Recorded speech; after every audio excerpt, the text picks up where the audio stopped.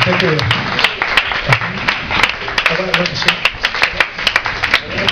Le couple n'a pas fini de son témoignage.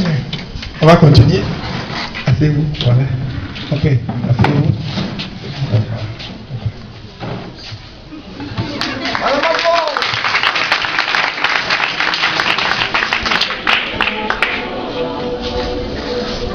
Mon père, bonne arrivée. Vraiment, c'est une joie pour nous de vous voir parmi nous. Comme l'avons dit, il est bon pour les frères et sœurs qui demeurent ensemble. Aujourd'hui, nous avons voulu expérimenter cette parole. Et au cœur de ce temps, nous avons choisi notre personne pour pouvoir nous parler un peu du cheminement en tant qu'enfant de Dieu. Comment est-ce que cheminer avec une soeur, avec un frère vers le mariage. Parce qu'aujourd'hui, c'est petit plaît, voilà, pour les enfants de Dieu que nous sommes. Avec mon père, vos enfants sont à votre écoute. Paix et joie. Paix et joie. Vous avez fait la messe aujourd'hui. Oui, c'est le dimanche du bonheur, des béatitudes. Il faut être dans la joie.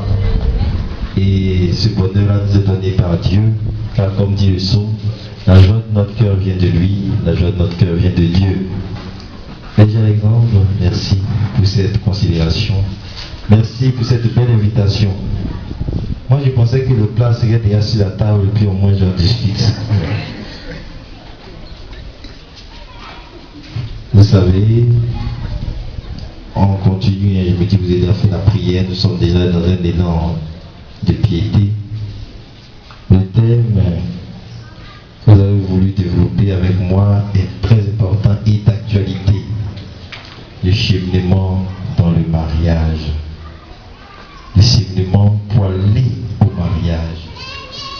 Vous savez, je ne veux pas faire un développement systématique. Comme vous avez dit dans ma mère, vous avez eu peur. Non, ce n'est pas un développement systématique, mais c'est une causerie à bâton rompu avec vous. Vous allez échanger, aussi prendre votre avis. Je vais apprendre de vous et vous allez aussi apprendre de moi. Moi, c'est la doctrine de l'Église que je vais vous partager. Voilà. Dieu a créé l'homme et la femme, n'est-ce pas? Dans le livre de la Genèse. Et il les a placés tous deux dans le jardin. En créant l'homme, vous savez que dans la Genèse, il y a deux récits. N'est-ce pas? Vous qui lisez la Bible. Il y a deux récits, non? Voilà, il y a le récit où l'homme est créé à partir de la côte de la femme, dès le départ, dès la création.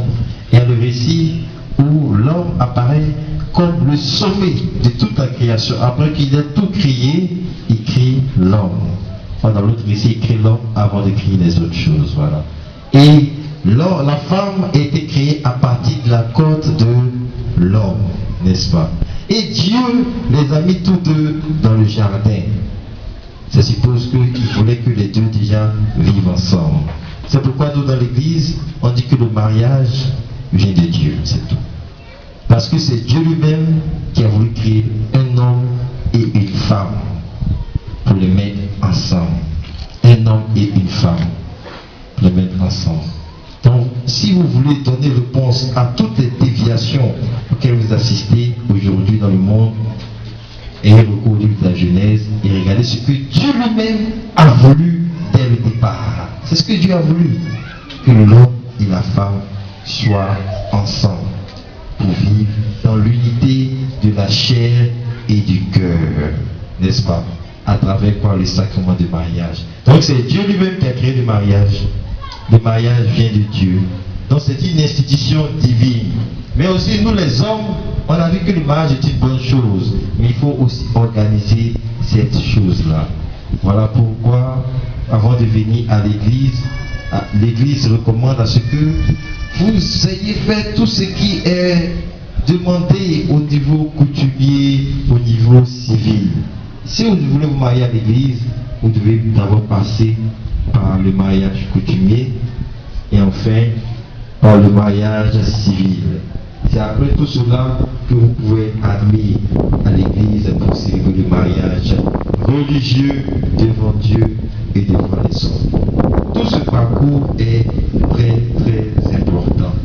Mais nous savons aussi qu'on ne peut pas se lever un matin comme ça pour tomber dans le mariage, n'est-ce pas? On ne peut pas se lever un matin comme ça pour tomber dans le mariage. C'est vrai que c'est ce que Dieu a demandé. Tout le monde veut vivre comme Dieu le veut, comme Dieu le demande. Mais cela demande de la préparation, tout le cheminement au mariage. Il n'y a pas de génération spontanée. Tu ne peux pas fermer tes yeux comme ça un matin puis te lever, ton homme est à côté. C'est pour ça souvent quand je célèbre le mariage, je dis aux femmes là, vous êtes toujours là, vous priez, vous regardez le ciel, Seigneur, donne mon mari. C'est pas les femmes seulement qui cherchent mari, hein. Il y a les hommes aussi qui cherchent mariage. Moi j'en connais. Les hommes aussi, ils regardent seulement le ciel. Ils disent non, ne regardez pas seulement le ciel. Femme ne va pas quitter le ciel pour tomber. Regardez à gauche, à droite. Il y a des femmes, il y a des garçons. C'est là. C'est important aussi. C'est important. Quand on partait dans les funérailles, regardez à gauche, à droite aussi. C'est important. Il y a des garçons, il y a de la femme. Et lorsque vous rencontrez une personne, vous n'allez pas directement au mariage. Parce qu'il faut connaître la personne. D'où le cheminement au mariage. Le cheminement au mariage. Moi, lorsque deux jeunes viennent me voir pour dire mon père, nous voulons cheminer, moi je commence à rire. Je commence à rire. Il dit, vous êtes sûr que vous voulez cheminer? Si vous voulez commencer, continuez vos amoureux dès la clôture. C'est mieux. Parce que quand vous venez prendre Dieu maintenant à témoin de vos amoureux, ça devient compliqué. Or, effectivement, c'est ce qu'il faut faire. Lorsque vous rencontrez une jeune fille, lorsque vous rencontrez un jeune homme, et que vous sentez que vous voulez vivre dans le mariage avec cette personne, vous commencez un cheminement. D'abord, vous faites les précailles, c'est ça, non? Et puis vous commencez votre cheminement. Elle a dit oui, elle a dit oui. Mais votre cheminement, ça contient quoi? Vous vous mettez ensemble pour quoi? C'est ça. Moi je sais qu'on se marie pour trois finalités. D'abord être heureux. Ensemble. Être heureux. C'est une des premières finalités du mariage. Deuxième finalité, c'est quoi? Avoir des enfants. On se met ensemble, c'est pour avoir des enfants. Première finalité, éduquer ces enfants-là selon l'évangile. Voilà, trois finalités. Et lorsque vous vous mettez ensemble dans le cheminement, vous voulez atteindre quoi? Vous voulez atteindre le mariage. Donc c'est pour le mariage que vous voulez aller. Alors, moi souvent je demande aux Dieu, mon cheminement, ça contient quoi? La fille est chez elle, toi tu es chez toi là. Tu dis c'est ta copine. Elle aussi c'est mon copain. On partage quoi ensemble? Il ne sait pas. Mais ça contient quoi? Est-ce que c'est une amitié sincère que vous voulez développer? Une amitié platonique? Est-ce que vous mettez les rapports sexuels uniquement au cœur de ce cheminement? Est-ce que vous avez recours à la chasteté au cours de ce cheminement? Ça contient quoi? Est-ce que dans ce cheminement, vous prenez de l'engagement de rester avec cette personne-là jusqu'au mariage? Voilà les questions qu'on pose. Et aujourd'hui, les jeunes sont perturbés. Les jeunes sont mélangés parce qu'ils ont peur de cheminer. Si vous voulez cheminer, la première des choses, c'est de chercher à avoir un accompagnateur. On ne peut pas cheminer sans accompagnateur. Parce que c'est lui qui peut vous dire, en vous connaissant, puisque l'accompagnateur, il écoute les deux conjoints futurs, les connaissant, il sait comment les orienter. Alors, il faut d'abord un accompagnateur. Et pour cheminer, entre un homme et une femme, cheminer ensemble, il faut beaucoup de prières. Beaucoup de prières. L'amitié en Saint-Jean de la Croix et Jeanne de Chantal a été arrosée par beaucoup de prières. Sinon, la chair est faible. Ah mon père, on chemine, on dit on va faire l'effort de vivre la chasteté, on est tombé. On chemine, on dit on va faire l'effort de vivre, on est tombé, mais entre nous. Tu as ta chambre en cité, viens te voir, vous êtes dans la chambre, vous allez tomber. Votre vie à deux favorise les écroulements. Alors, vous allez toujours tomber. Alors, ce cheminement-là doit être d'abord axé sur la prière. D'abord, la prière et la recherche de vie de chasteté par amour pour Dieu. C'est ça. Lorsqu'on parle de chasteté, là, c'est s'abstenir. Bon, ça, seulement, la chasteté, c'est grand. Hein? La chasteté, c'est tout un comportement. C'est tout un comportement, c'est tout un mode de vie. Dans le regard, dans le geste, dans la manière de parler, de toucher. Tout ça, c'est la chasteté. Voilà. Maintenant, ce qu'on réduit à la chasteté, souvent, c'est la continence. Le fait de s'abstenir uniquement que de rapports sexuels. Ça, on appelle ça la continence. Et dans le cheminement, les jeunes doivent vivre la chasteté.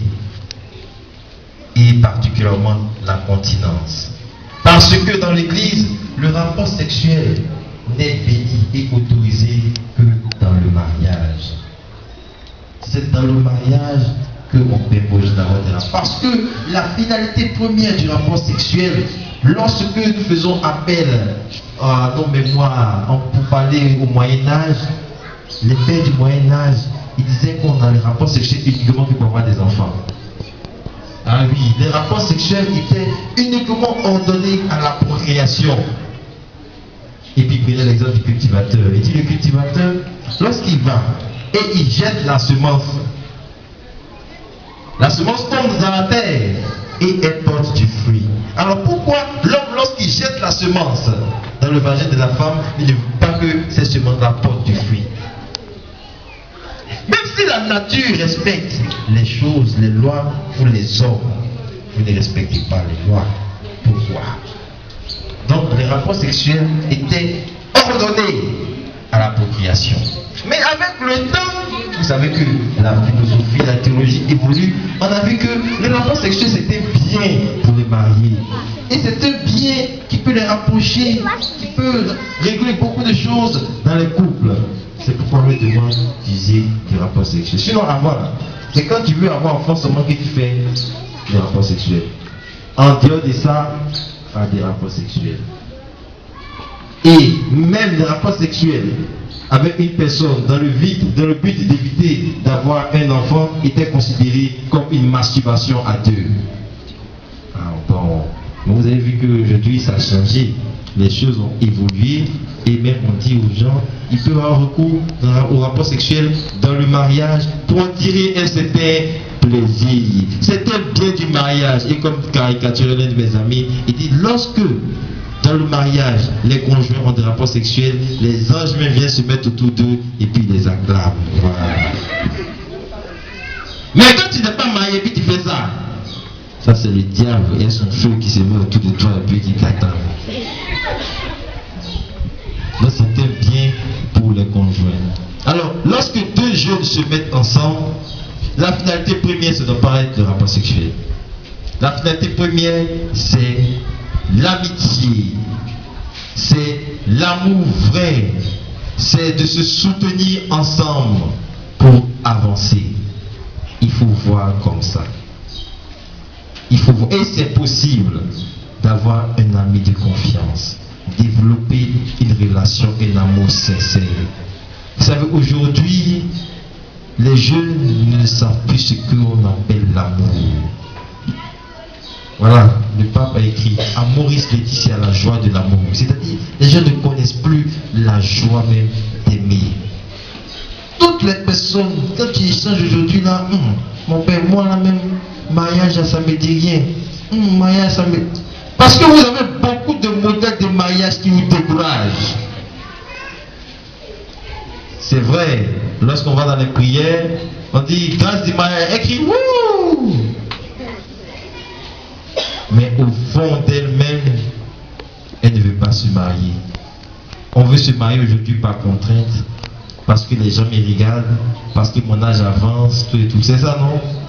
Donc tu es là comme ça, et puis, oh, mais si c'est bois, tu dois attraper pour te marier, tu prends bois là pour te marier.